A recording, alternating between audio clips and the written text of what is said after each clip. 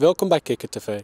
Vandaag wordt het 200-jarige bestaan van Zeeuws-Vlaanderen gevierd. Speciaal hiervoor zijn wij naar Sluis gegaan om te kijken of de mensen hiervan wisten en wat voor activiteiten er allemaal op het programma staan.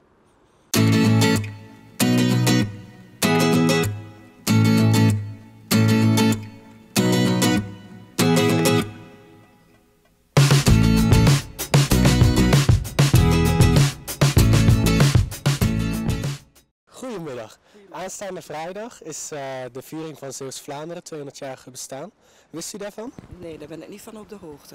Nee, daar wist ik helemaal niets van. Nee, dat wist ik niet. Nee. Ja, dat weet ik inderdaad. Dat klopt.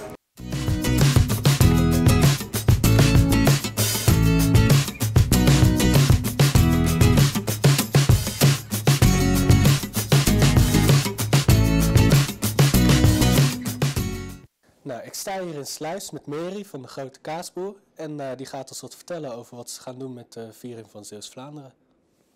Ja, we organiseren zelf ook een activiteit in Schoondijken. We organiseren op 12 en 13 juli aanstaande 2 landbouwdagen. Met als themapunt van evolutie tot revolutie. Dus van Zeeuwspaard tot tractor met GPS.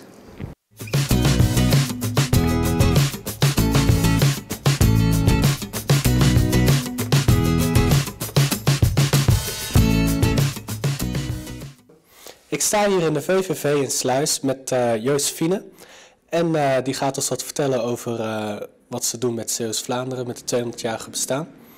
Dus wat kunt u daarover vertellen?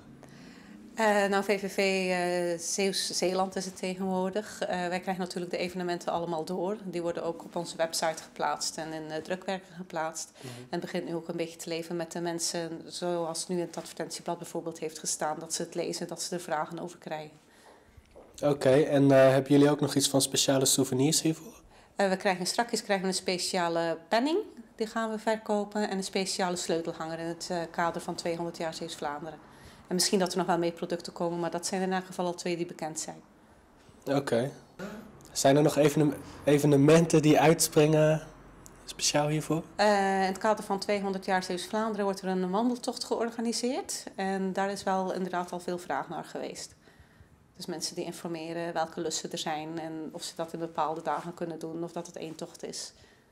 En zijn dat vooral mensen uit Zeeuws-Vlaanderen of ook toeristen? Voornamelijk nog mensen uit Zeeuws-Vlaanderen die het uit verschillende kranten hebben vernomen en daarna inlichtingen komen inwinnen. Maar ik kan me voorstellen dat zodra de dag er is dat er bijvoorbeeld een bepaalde wandeltocht georganiseerd wordt, dat daar ook toeristen aan meedoen. Ja, oké. En weet je wat van de activiteiten? Ga je daar aan meedoen?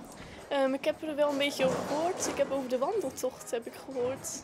En ik weet nog niet of ik daar mee ga doen. Nou, dat is nog even afwachten dan. Ja, dat is nog even afwachten. Oké, en nu je dit weet, denk je dat je deel gaat nemen aan de activiteiten die gaan komen? Dat weet ik niet, maar misschien mijn familie die van hier is, gaan er wel aan deelnemen. En misschien ik zelf dan ook. Ja, dat zou wel eens kunnen, want mijn man en ik komen regelmatig naar hier om te fietsen of om te wandelen. Dus het zou heel goed kunnen, ja.